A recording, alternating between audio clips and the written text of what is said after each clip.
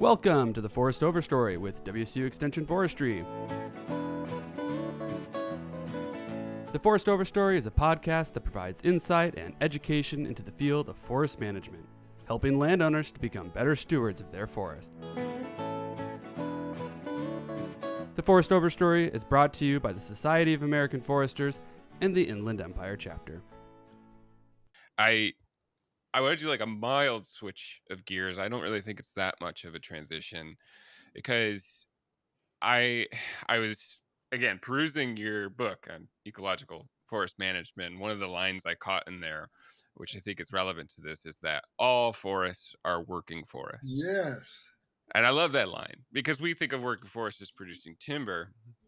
I mean, that's sort of the common, I guess, definition of a working forest, but we know that all forests produce ecosystem services and are working for society, and especially working with forest owners who are usually a little less inclined towards timber as the primary objective. We know that their forests are still working; they're still doing a lot of work for us and society, especially in terms of carbon sequestration. But we also know that, where a lot of those forests, especially on small forest lands, have been what we might call degraded. Sean and I have had this conversation recently, actually. We were at a property that I manage for WSU, and I was telling him about some of my plans to restore some of the forest, and because I thought it was degraded. And he asked me, what does that mean? What does degraded mean? And I loved the question. I really respect the question, Sean, because it's made me think about something that I just was kind of on autopilot about what is actually degraded about this forest that I feel I need to go in and do something. Ultimately, that particular example, I'm still going to do what I said I was going to do. But it's very good to be thinking about that all the time. And I would be remiss if I didn't ask someone with so much experience in ecology, what does a degraded forest mean to you? And what, alternatively, what does a restored forest, or what does degradation and restoration look like to you? Well, a degraded forest is one that isn't it's lost some of its functional capabilities. And, this is an interesting topic, and I like to talk about functions in forest. And I like to do that rather than talk about health, something being healthy or not unhealthy. The concept of forest health is a very tricky one because it totally depends on your point of view. What are you interested in about that forest? And if a Weyerhaeuser forester, came around and looked at my forest, he'd just be, very upset about the big trees that are dying and are not being used, and the waste that's going on. And I have a general principle these days: if you've got a forest without dead wood in it, it's not a very functional forest. You got to have some dead wood in there to have a fully functional forest. But in any case, I see a degraded forest as one that's lost some of its capacities. And one of the things that we did as foresters was we tried to focus all of the capacity of that system on producing wood. And it's a general principle that if you try to manage a forest with the sole objective of maximizing any particular output, whether it's wood, whether it's fuel, minimizing fuel loadings, whether it's whatever you're trying to do. Anytime you try to optimize for one thing, every other things fall off the table. Other capacities of that system are either degraded or lost.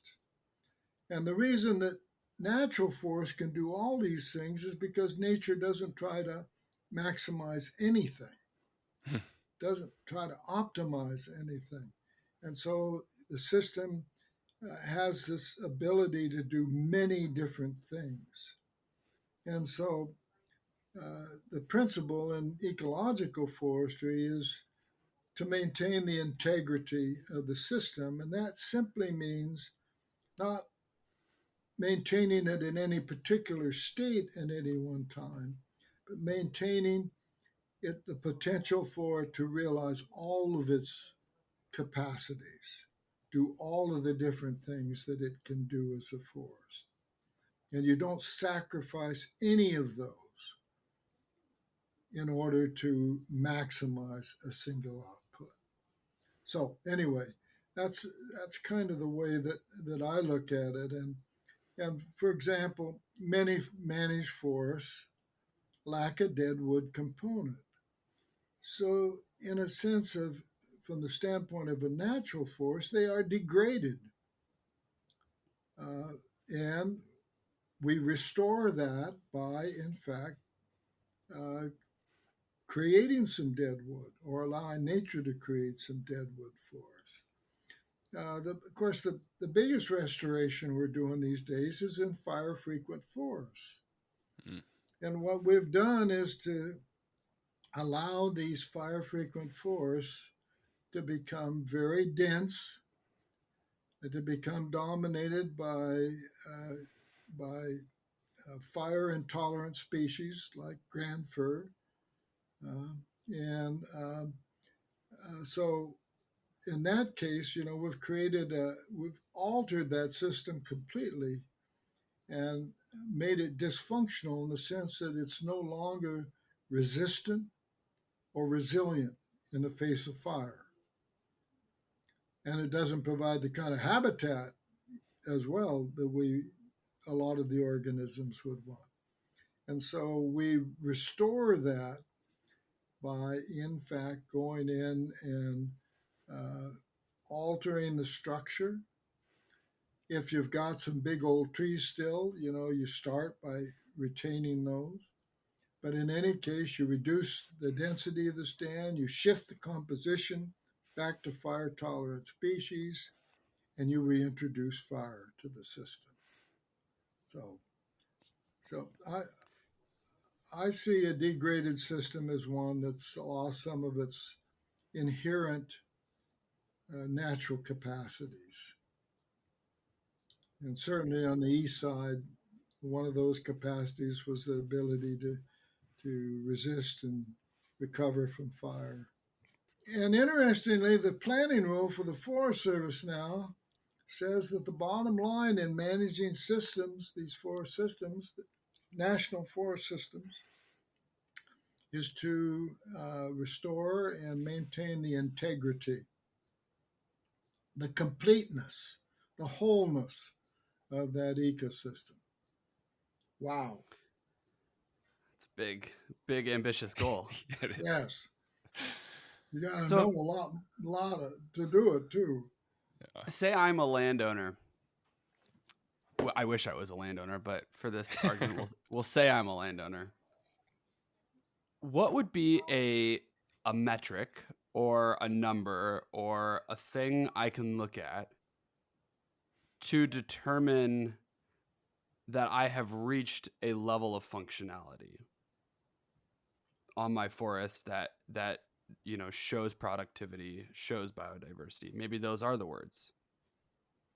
That's interesting that you asked that, because one of the things we've been struggling with, some of us have, is how do we tell whether or not a property is being managed with ecological considerations? How do we identify an owner who is doing above and beyond the minimum requirements of the law? And we really have come up with a number of criteria in the Douglas-fir region, and you can tell somebody who's who's doing above and beyond? Are they using longer rotations, longer than 35 or 40 years? Are they using 70, 80, 90-year rotations? Are they doing retention? When they harvest, are they leaving some of the trees behind? Are they providing that legacy? Are they providing for the continuity of biota and structure? Are they utilizing natural regeneration as well as artificial regeneration? Are they having a diversity of tree species, or are they just doing a single tree species? And those are some of the ways that you can really tell whether or not this owner is doing something that is ecological in character, and he's paying attention to that. And so, anyway, that's how I would advise someone to manage their property. And interestingly, small non-industrial private forest land owners, as a group, don't have economic return as their top goal.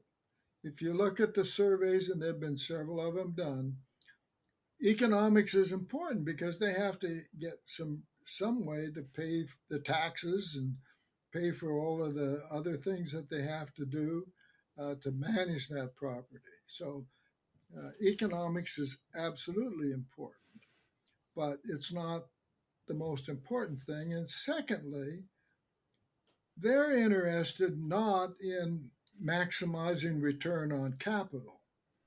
They're interested in getting money, cash, in order to pay the bills and send the kids to college and so forth. And so they have a very different economic criteria. They're interested in receipts. The TIMOs and the REITs are interested in return on capital. At times, you almost think they don't care about the receipts at all. They just want to get a high return. Now, it's not the case, but the point is that the fact that they're following this global economic model of trying to maximize return on capital means that they don't have a chance to begin to do something ecological because it takes too long. And compound interest kills them, forces them. If they're traded on Wall Street, maybe even if they're not traded on Wall Street. So the small non-industrial private forest landowners, for the most part, do not use return on capital as their metric for measuring economic return. Thank God. The other thing, of course, that the global model, economic model, which emphasizes capital return, is that it discounts natural capital. It says there's nothing out there in nature that needs to be conserved. There isn't anything. We can substitute for anything that's out there. And most people don't realize that, but that's what the economic model is premised on. And so, anyway, so that's an answer to your question about, how would you identify someone who's doing good? And it turns out to be relatively easy to identify somebody who's doing good.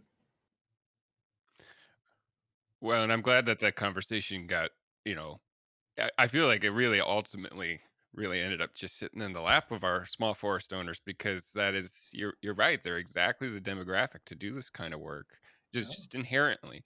I don't know if this is a concept that you coined, Jerry, but the shades of green idea of landscape level management, where you have ideally an arrangement of landowners across the landscape, all with different objectives, ecologically minded objectives included, some more focused on timber, some more focused on wildlife, and it just creates this rich mosaic of just like a patchwork and heterogeneity that maybe might resemble more natural functions. And I can't think of a better representation of that than small forest owners. Yeah. Several 40-acre landowners, all with different objectives, different passions, different ways of managing their forest. Most of them, as you said, not really putting timber or return on capital as their primary objective, meaning that they have a more diversified set of objectives. Yeah. So I guess I'm just patting our forest owners on the back right now for being such a service to society just inherently. Good job. There are some bigger owners that do that too. Sure. It isn't just small ones, and not all the small ones do it well, but most of them, once they learn about ecological forestry, like it. Mm-hmm. One of the problems we had in forestry was uh, if people tried to do these sorts of things, first of all, there was no book that said that this was forestry and this was okay to do. And secondly, if you went to extension forestry in the old days, they'd tell you, well, I think you better clear cut it and plant new trend. So I think one of the values of books like Ecological Forest Management is it validates what a few people have been trying to do for a long time, and a lot of people probably wanted to do but didn't know you could do that. One of the things I've heard a lot of people say, whether or not it's just a longer rotation that eventually is harvested, or whether it's something that's retained as a much longer legacy system, is that they see more die off in their mature trees. And I think there's a little bit of fear with the way our climate is currently, moving forward, that we may not have the ability to retain some of these trees as long into the future. Are you worried about that? Are you worried about, our future climate having an impact on the old growth structure that we classically knew it as? Well, yeah, I do worry about it. My general view is that there isn't anything we can do. So, we're just going to have to observe and see what happens there. Uh, there isn't anything that we can really go out and do in an old growth forest to prepare it. It's probably as well prepared as a forest can be. But yeah, and almost certainly, yeah, it worries me, it bothers me. Things are going to change. One of the things, for example, is that as we get warmer and drier summers, one of the things that will happen is that the dead wood will decay at a more rapid rate in the Douglas-fir region. And one of the reasons why our logs decay so slowly over here on the west side is because they're waterlogged. There's just over 100% water content, and so it's very hard for organisms to live in an anaerobic environment and do their thing. So decay in rotting wood on the west side really has to await periods in which the wood dries out a little bit, becomes a more aerobic environment. And so as you get longer and hotter, drier summers, there's going to be more extended periods in which active decay processes can go on in the dead wood. And so one of the things that's almost certain to happen is that the equilibrium stock of dead wood in the woods and old growth forest is going to go down. Another thing that worries me is that hemlock is a very sensitive species to atmospheric moisture stress.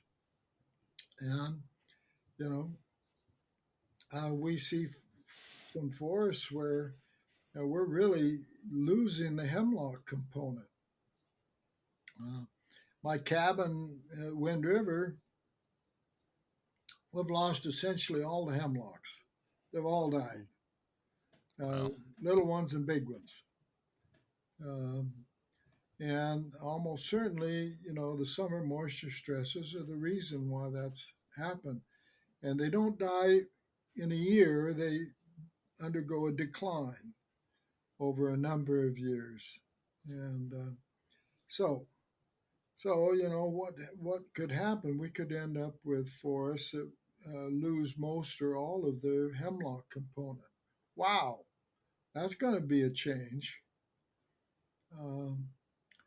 And I think a lot about, well, what would they look like? What kind of habitat would they provide? So yeah, there's going to be change in the existing ones, but at this point, I'm more concerned about the management, the managed forests, and altering the management of those so that they are going to be more resistant and more resilient. More resistant to fire, more resilient after fire, because increased fire is clearly going to be a part of our climate change. And you do that, among other things, by managing forests with a diversity of species rather than a single species. So that's one of the things that you do. Another thing that I advocate over here on the west side is purposefully incorporating a component of deciduous hardwoods, because they are both more resistant to fire, they're not as flammable, and they are also sprouters. So, Right. wonderful thing about hardwoods is they sprout, and so you get an immediate resilience, recovery from them. Whereas with the conifers, you got to wait and have some seed and grow seedlings. And so having hardwoods as a component of your managed forest is a smart thing to do. We don't really know how to do it yet, but we need to begin to figure out how to do that. So I'm really more concerned at this point, and in fact, uh, uh, trying to do a lot of thinking about that in collaboration with some of the people at Oregon State. Now, particularly on the federal lands, we are not going to take our plantations, clear cut, burn, and plant new plantations on the federal land. We aren't going to do that. So, what is it we're going to do to those forests that we've managed, those landscapes that are predominantly managed? What are we going to try to create in the way of managed forest systems there? And that involves diversity of species composition, creating structurally diverse stands, etc. Doing retention. And it turns out that we're likely to end up with forests that are managed forests that are nothing like the uniform Douglas-fir plantation, but in fact are mosaics of conditions. So anyway, I worry about the old growth, but there isn't anything, and the mature, there isn't anything to do other than just watch. But the managed forest landscapes, I'm beginning to argue that we have as big a restoration mission in the Douglas-fir region as we do on the east side forests, because we need something so very different this go around. Jerry, you were a pretty fundamental maybe voice isn't the right word, but you were a fundamental piece in the creation of the Northwest Plan. And for anyone that is not listening, the Northwest Plan was a major guiding document for our Western Oregon and Washington national forests. It was implemented in 1994, I believe. 96, 94. Looking back at it, what do you think the successes have been, and what do you think the failures have been in that plan? Norm Johnson and I just wrote a book about it. We wrote Perfect. a book about the history of the Northwest Forest Plan. And at one point I suggested, the subtitle of the book be Triumph and Tragedy. But the interesting thing is that the Northwest Forest Plan changed everything and resolved almost nothing. Okay? So, in terms of accomplishing the goals as they were set out, we didn't accomplish many of the goals, really. And I'll come back to that in a minute. But fundamentally, it totally altered the primary goal for which these forests were going to be managed. And it just totally turned it on its head from the focus being on timber production to the focus being on management of the ecological systems. So it just totally changed it. Now, it wasn't the plan that changed it, it was the laws that had been passed that ultimately became dominant here. The National Forest Management Act of 76 and the Endangered Species Act. Those acts ultimately, take the National Forest Management Act as an example. The only way you can achieve the goals of that act, as stated in the act, are by managing these forests as ecosystems. And in any case, the Northwest Forest Plan was the event that essentially said, okay, this is what those laws really mean. It means this is what you got to do. You got to put the ecosystem and its biota first. And timber comes, or commodities come second. And so that's what it did. We went from a region where we were cutting 5 billion board feet to where we couldn't even get to 1 billion board feet. We changed the landscape from being dominantly committed to wood production to being dominantly committed to ecological objectives. So it changed everything. But one goal was to recover the northern spotted owl. Well, guess what? Conservation biologists tell you if you want to recover the northern spotted owl, you got to protect its habitat. And so we did. We protected habitat until you couldn't find any more of it, hardly. And set up a program by which much more of it was going to be created. But we underestimated the impact that the barred owl was going to have. And we hoped and prayed that it wouldn't displace the spotted owl, but it is displacing the spotted owl. So we didn't succeed in that. We did create a network of old growth forest systems that has been able to stand the test of time. So, that was one of the goals, and we did do that. On the other hand, again, one of our goals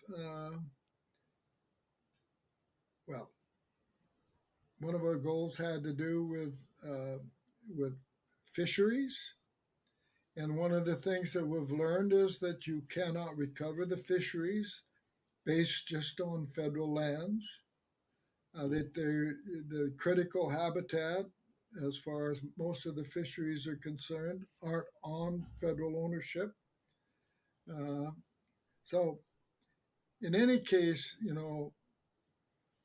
some of the things that we set out to do, we didn't achieve. But we changed the whole playbook. We lay it all out in the book, the successes and the failures, and also talk about, well, where do we go from here? What do we do? One of the really key decisions is going to be what the Fish and Wildlife Service decides to do about the northern spotted owl, because the only way you're going to preserve the northern spotted owl is by shooting barred owls. And what kind of a program are they going to propose with regards to that, and is it going to be socially acceptable? Because that barred owl is a real problem, and it's not just a problem for spotted owls. It eats everything, and it eats birds, bats, fish, amphibians, crawfish, crustaceans, and we've got a new top predator here that is impacting species that have never ever had this kind of predation pressure before. So it's a huge problem. Anytime you bring in a new top predator, it's a big problem. And this one's a Lulu. The other thing is, because it eats everything, it has a very small home range, which it defends very aggressively. 200 acres, just fine for a pair of barred owls, because they eat everything in it, 250 acres maybe. In any case, you can put way more pairs of barred owls into the same territory that you would have for one spotted owl, which means you're going to have to remove an awful lot of barred owls in order to be able to relieve any significant number of spotted owls. So, anyway, that's just one example of adaptation, evolution. And the Northwest Forest Plan was kind of like the military talks about war plans. The first casualty of a war is the plan that you had for fighting it. And so, things begin to go wrong right away. One other thing, and then I'll shut up about it. One of the things we did in the Northwest Forest Plan is we didn't reserve all of the old forests. And we weren't told to do that. We were asked by the president, provide us with a scientifically credible plan for the conservation of the northern spotted owl, among other things. And do it, give me alternatives that are scientifically credible and also allowed under existing law. I don't want to have to go back to Congress and ask them to do anything. And then, consistent with scientifically credible and legal, try to cut the community some slack. So we did that, and we left out a couple of million acres of mature and old forest because we didn't think we had to reserve it to achieve those other objectives.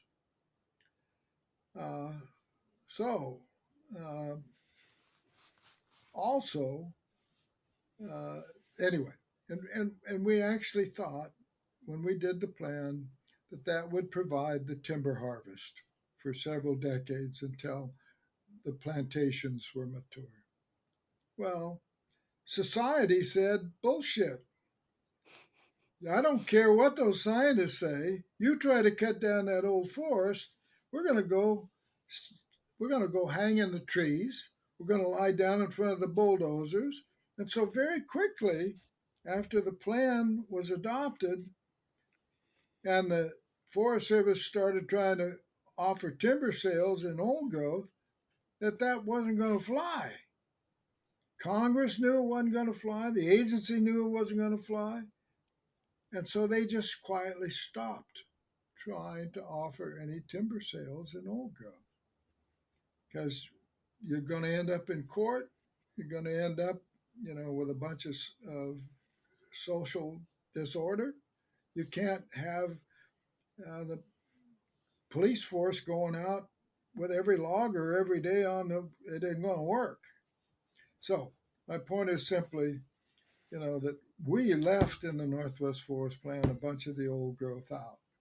And society said, no, don't care what you say. That's not going to be logged. We're not going to let you log that. So there was a case where we weren't, I don't think we could believe that was what was going to happen, but it did. And now it's very clear that none of the mature and old forests that we did not reserve, it should all be reserved. I think, it's very clear even to the agency that, none of it's ultimately, no significant amount of it's ever going to be logged. One question generally, I think, you have a very ecosystem focus to your philosophy of forestry. I think there's a lot of misconceptions to that.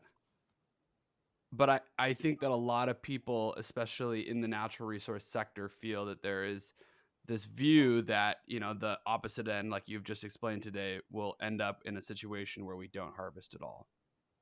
And we know population growth is expanding.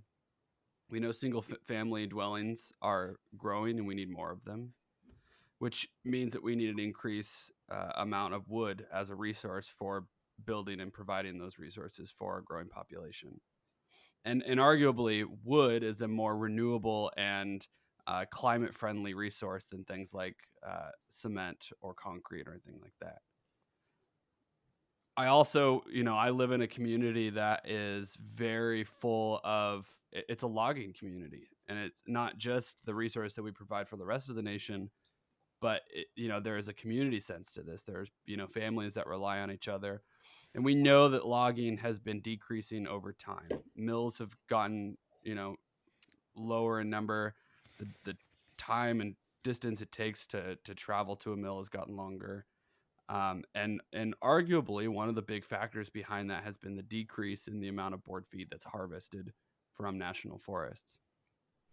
Now, obviously, this question has some sort of implication to more of a regional context, but how do we, going forward in the future, manage for both a natural resource, one we know we need, that can sustain these communities, and also manage for an ecosystem that, provides the functions that we see, even past your what you've talked about with the long rotations of 100 years?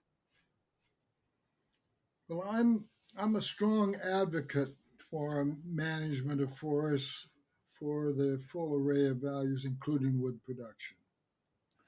And for the most part, I'm a strong advocate of managing the forests that we've already harvested. The only ones I'm hassling people about is existing mature and old forests. Leave those alone. But otherwise, for the most part, I don't advocate trying to grow old forests on lands that we have previously harvested. But I am an advocate for managing them for multiple values using ecological forestry principles. And those values include wood production. I've been opposed in the state of Washington to taking the trust lands off the table. taking the responsibility for schools off the table, that's reasonable. But otherwise, I'm a very strong advocate for continuing to manage the state DNR lands for wood production as well as other values. But again, to do it ecologically. So I'm very much of a belief that we could provide for our wood needs by managing existing managed forests ecologically. And that's what I would propose to do. And in fact, ultimately, you have an adjustment problem. But for example, if forests in the Douglas-fir region were managed, all of them on a longer rotation, there'd actually be more wood produced than is being produced now. And for example, the Timos and the reeds are not maximizing wood production at all. They are actually totally underperforming in terms of wood production on these highly productive lands because they're cutting these forests so early in the development of their mean annual income. So anyway, and if you look at the last chapter of the book, you'll see that that I am a strong advocate for the wood products industry and the need for it in order to allow us to manage these forests and protect these forests. How the hell would you do it if you didn't get some economic subsidy from wood production or from other, maybe someday we'll have a carbon market. So that's my perspective on it. I've been a very critical of the Forest Service for failing to begin to harvest its plantations.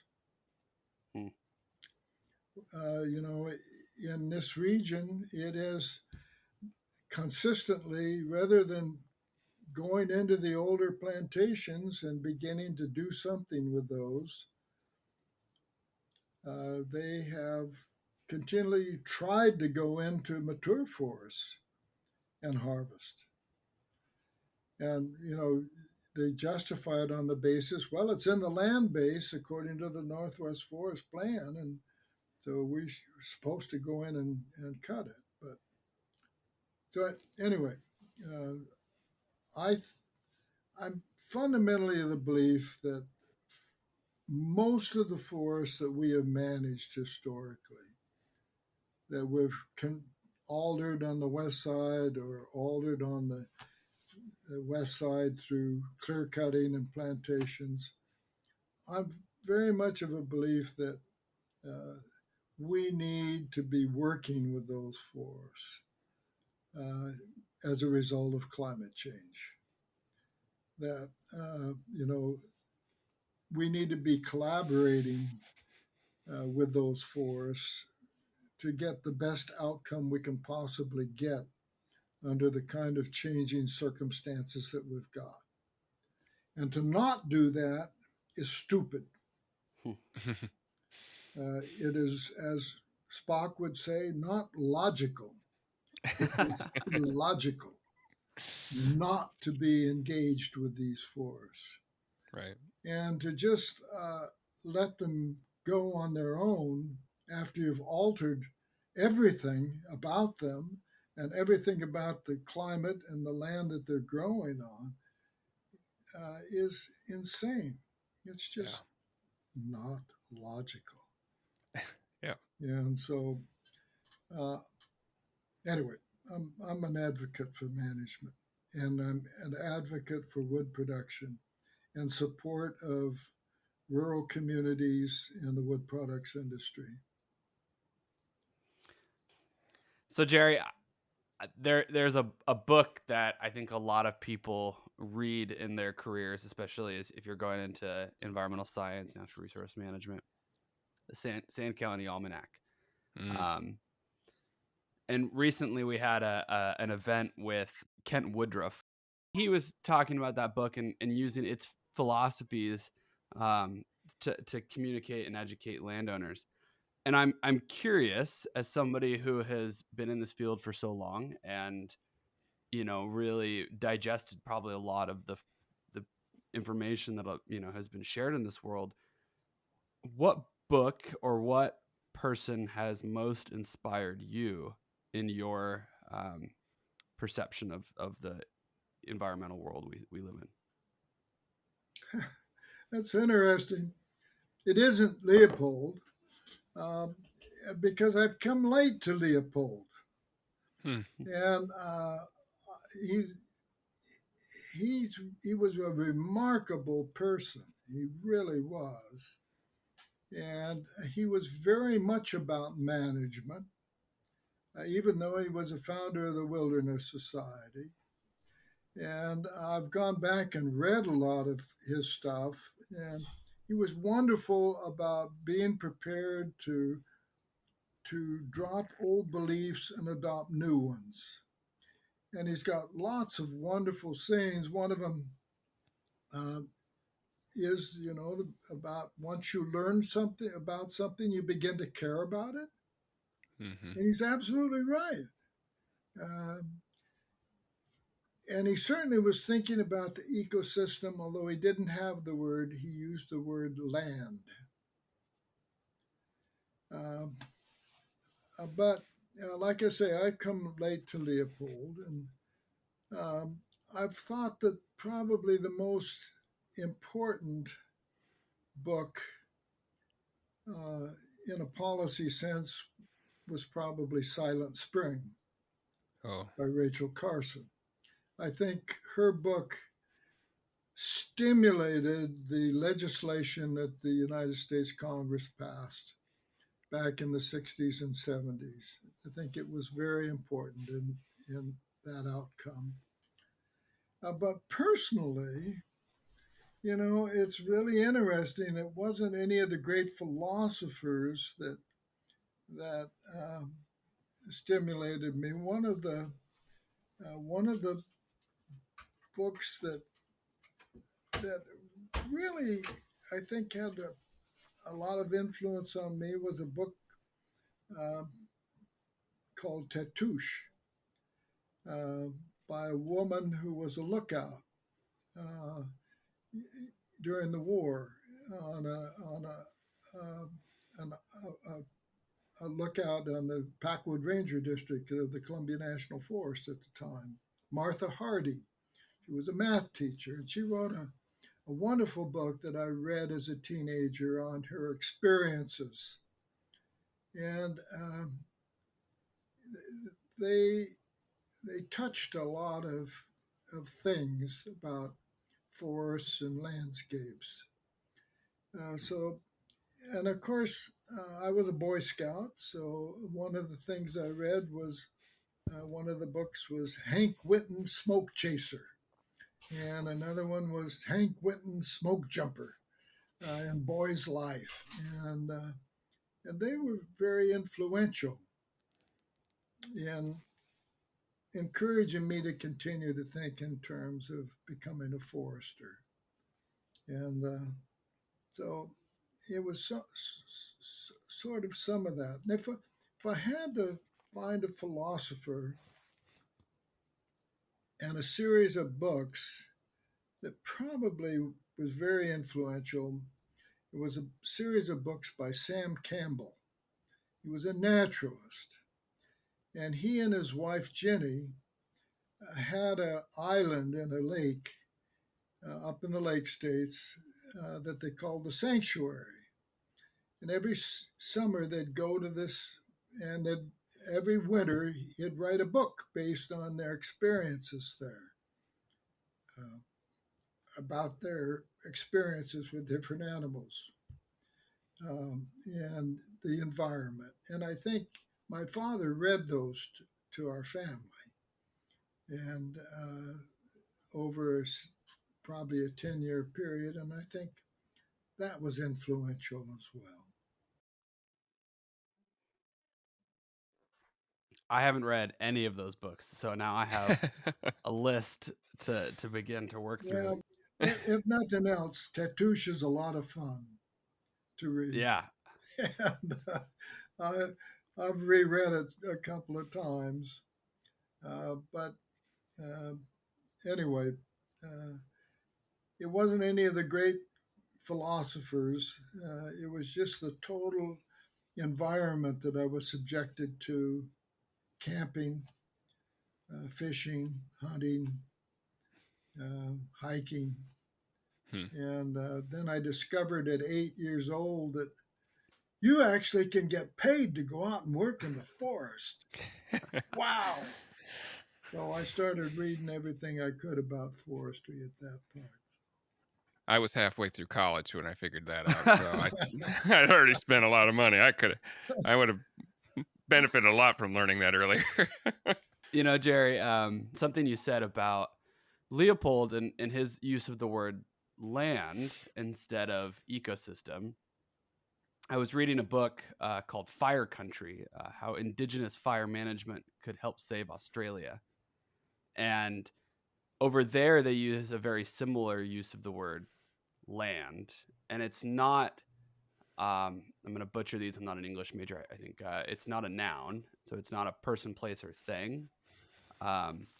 It's more of an adjective. It's a whole comprehensive word that describes both their home, the people that reside within it, the plant community, the resources that they rely on, this extremely interconnected web, very similar to what the word ecosystem tries to derive in its Greek origins, oikos.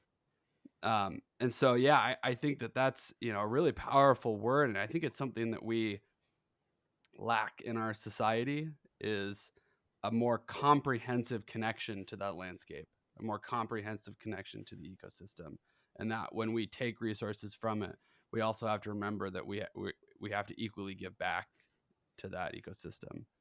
So I just want to profusely say thank you. Thank you for taking the time to sit down and. Well, thanks for being interested in doing it. I love to talk about it. Well, to all of our listeners, thank you for hanging on for, I think we're sitting in an hour and 51 minutes by the time I end this. It'll probably be a little bit shorter, but thank you, everybody, and enjoy your day.